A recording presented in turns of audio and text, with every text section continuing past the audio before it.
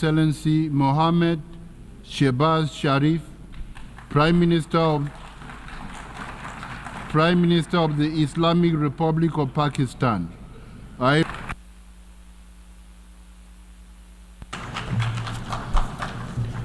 Bismillahirrahmanirrahim.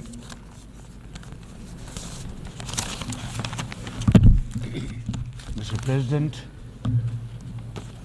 heads of state and government, excellencies, delegates, ladies and gentlemen, Assalamu alaikum wa rahmatullahi wa barakatuh, and a very good morning. Qala ya abati inni raitu ahda ashara kawkaban wa. And he said, "Oh, my father, I have seen 11 planets and the sun and moon bowing to me." He said, "Oh son, do not tell your story to your brothers. They will devise a scheme for you. The devil is the enemy of humans." Honor for me to address the United Nations General Assembly for the second time as the Prime Minister of a country that has always been a proactive member of the UN Assembly.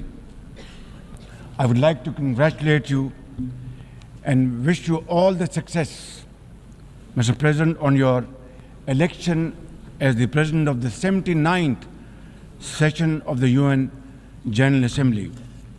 I would also like to appreciate the efforts of Ambassador Dennis Francis for his skillful stewardship of the 78th session of the UNGA. Mr. President, the father of our nation, Qaid-e-Azam Muhammad Ali Jinnah, declared in 1947 that we stand by the United Nations Charter and will gladly make our full contribution to peace and prosperity of the world. Pakistan has stood by this commitment unwaveringly. Today, we are facing most daunting challenges to the world order. Israel's genocidal war in Gaza, a dangerous conflict in Ukraine, destructive conflicts across Africa and Asia, rising geopolitical tensions, resurging terrorism, galloping poverty, stifling debt, and the mounting impact of climate change, we feel the chill of a new world order. In response to these challenges, our Secretary General Antonio Guterres called for the Summit of the Future. It led to the adoption of the 54 actions on development, peace and security, technology and global governance in the Pact of the Future. Mr. President, today I stand before you to express the searing pain and anguish of the people of Pakistan at the plight of the people of Gaza. Our heart bleeds as we witness the tragedy unfolding in the Holy Land, a tragedy that shakes the very conscience of humanity and the foundation of this institution. Mr. President, can we, as human beings, remain silent while children lie buried under the rubble of their shattered homes? Can we turn a blind eye to mothers cradling the lifeless bodies of the children? This is not just a conflict, this is systematic slaughter of innocent people of Palestine.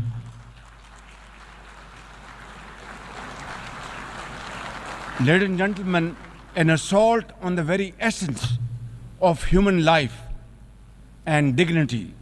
The blood of Gaza's children stains the hands of not just the oppressors, but also those who are complicit in prolonging this cruel conflict. When we ignore their endless suffering, we diminish our humanity. It is not enough to condemn, Mr. President. We must act now and demand an immediate end to this bloodshed. We must remember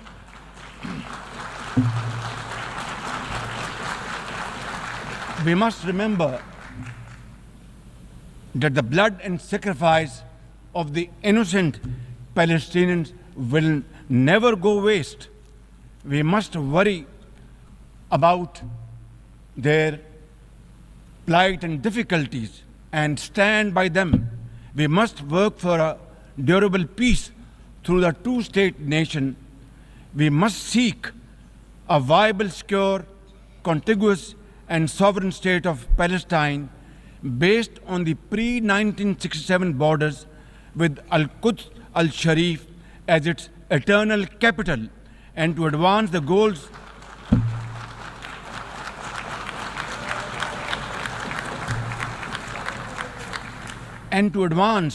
these goals, Palestine must also be immediately admitted as a full member of the United Nations.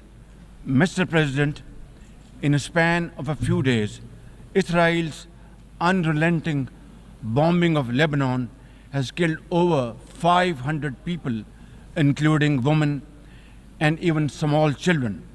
The failure to implement UN resolutions has emboldened Israel. It threatens to drag the entire Middle East into a war whose consequences could be very grave and beyond imagination. Similarly, like the people of Palestine, the people of Jammu and Kashmir too have struggled for a century for their freedom and right to self-determination. Instead of moving towards peace, India has resiled from its commitments to implement the Security Council resolutions on Jammu and Kashmir. These resolutions mandate a plebiscite to enable the people of Jammu and Kashmir to exercise their fundamental right to self-determination. Ladies and gentlemen, since the 5th of August 2019, India has initiated unilateral illegal steps to impose what its leaders ominously call a final solution for Jammu and Kashmir. Day in and day out, 900,000 Indian troops terrorized the people of occupied Jammu and Kashmir with draconian measures including prolonged curfews, extrajudicial killings, and the abduction of thousands of young Kashmiris. At the same time, in a classic settler colonial project, India is seizing Kashmiri lands and properties and settling outsiders into occupied Jammu and Kashmir in their nefarious design to transform the Muslim majority into a minority. This hackneyed tactic is employed by all occupying powers, but it has always failed. In Jammu and Kashmir too, it shall fail by the grace of God. Ladies and gentlemen,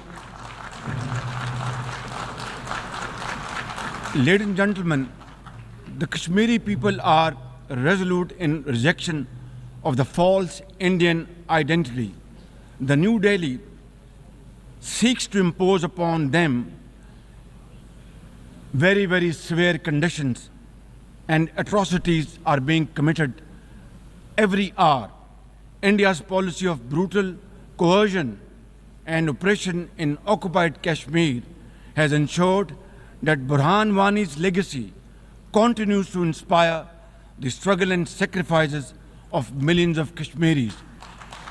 Inspired by the legitimacy of their epic struggle, they remain defiant.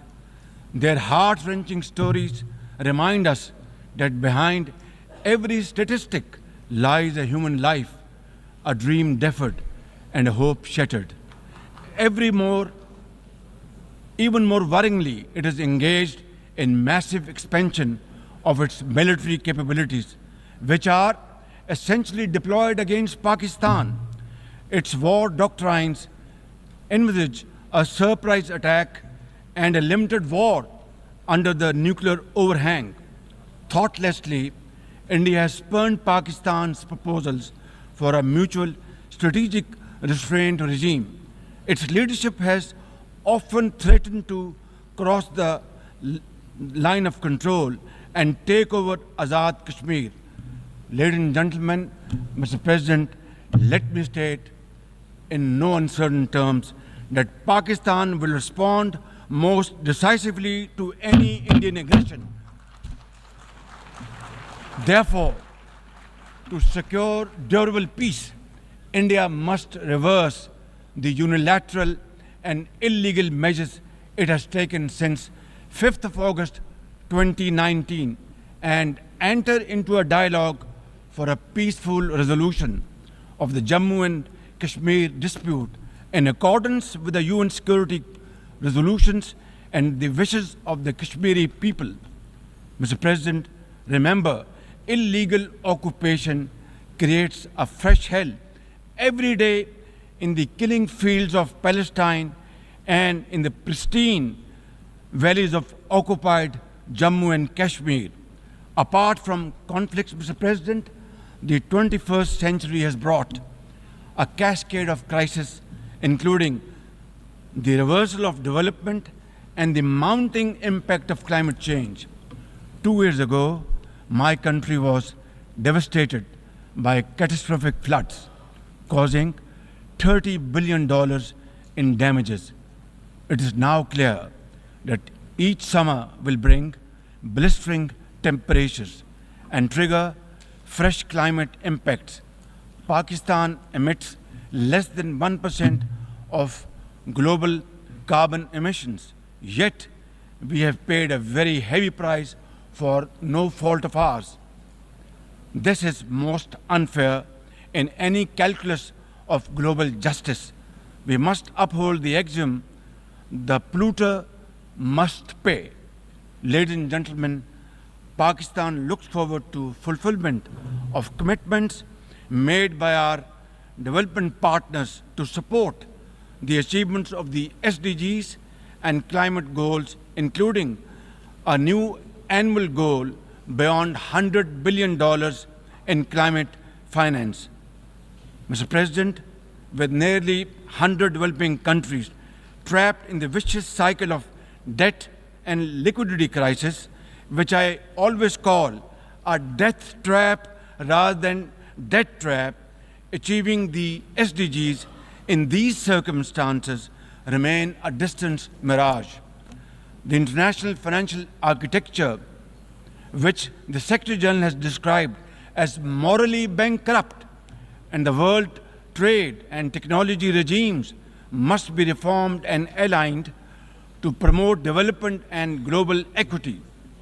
Mr. President, since assuming office in March this year, the progress and prosperity of my 240 million people has been my singular focus. We have taken some very difficult but necessary decisions that have rescued our economy from collapse, restored macroeconomic stability, controlled fiscal deficits, and strengthened our reserves. As a result, inflation has come down to a single digit by the grace of God, and the prospects for economic growth has revived. I would like to explain this challenge and the way we are negotiating, Mr. President,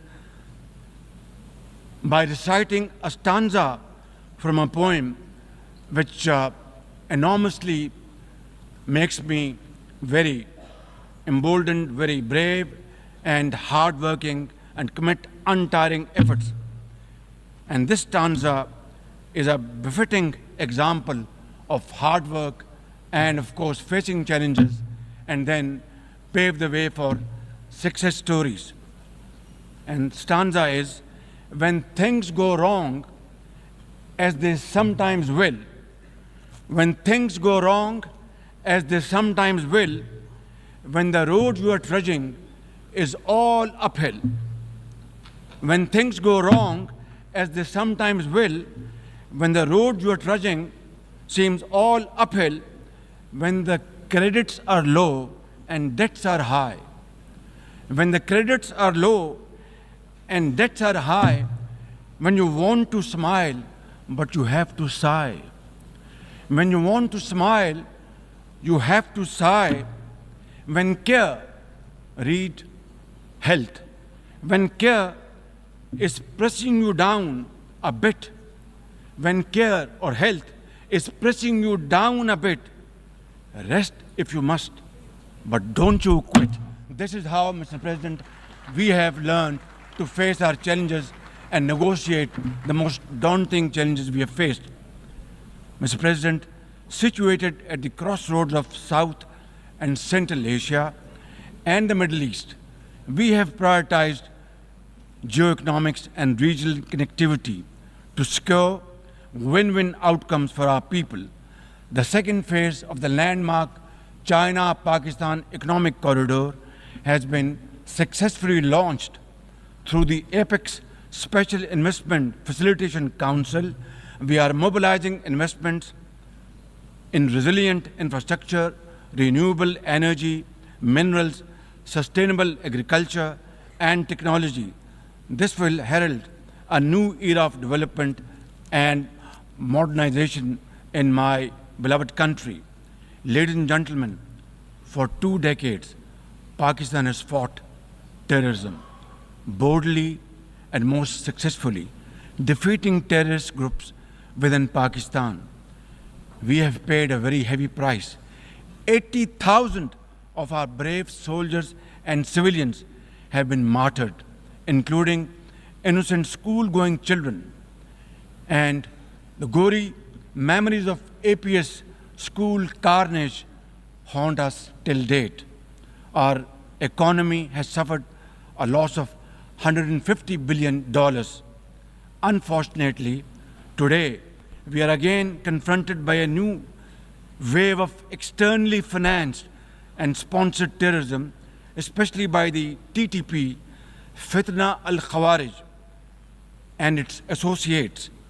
Ladies and gentlemen, make no mistake, inshallah, by the grace of God, we are determined to eliminate this threat as well through our comprehensive national effort by the name of Azm-e-Istehkam, meaning resolve to promote peace and stability. And we will work collectively with the international community to combat all forms of terrorism and reform the global counter-terrorism architecture. Mr. President, Pakistan seeks the earliest possible normalization of the situation in Afghanistan. We join the UN's appeal for $3 billion in humanitarian assistance to the millions of suffering Afghan brothers and sisters. At the same time, we endorse and share the international expectations that the Afghan interim government would respect human rights, including the rights of women and girls, and promote political inclusion. In particular, the interim government must take effective action to neutralize all terrorist groups within Afghanistan, especially those responsible for cross-border terrorism against neighboring countries. These include ISIL-K, Daesh, the Al-Qaeda associated TTP, Fitna al-Khawarij, Majid Brigade, the BLA, and other terrorist groups which unfortunately are seen on Afghan territory. Mr. President, another troubling global development is the escalation of Islamophobia, which is now manifested by frequent desecrations of the Holy Quran, attacks on mosques, negative stereotyping of Muslims, and acts of discrimination and violence against them. The most alarming manifestation of Islamophobia is the Hindu supremacist agenda in India. It aggressively seeks the subjugation of 200 million Muslims and the obliteration of India's Islamic heritage. Pakistan and the OIC will work with the UN Secretary General and the Special Envoy to implement a plan of action to combat the scourge. Ladies and gentlemen, Pakistan seeks an immediate end to the tragic conflict in Ukraine and its peaceful resolution in accordance with the UN Charter and international agreements. Ladies and gentlemen, Pakistan has a long and proud history of solidarity, friendship, and cooperation with the nation of Africa. We will continue to cooperate with them to counter terrorism and resolve regional conflicts, including through UN peacekeeping and peace building in the region. Finally, Mr. President, as we leave this august hall, we must carry with us a message for our people that the weak are not voiceless, that the oppressed should not lose hope, that poverty is not preordained, and that Allah Almighty promise of justice and equality in our terrestrial home must be respected. I thank you all, and thank you very much for your time. God bless you.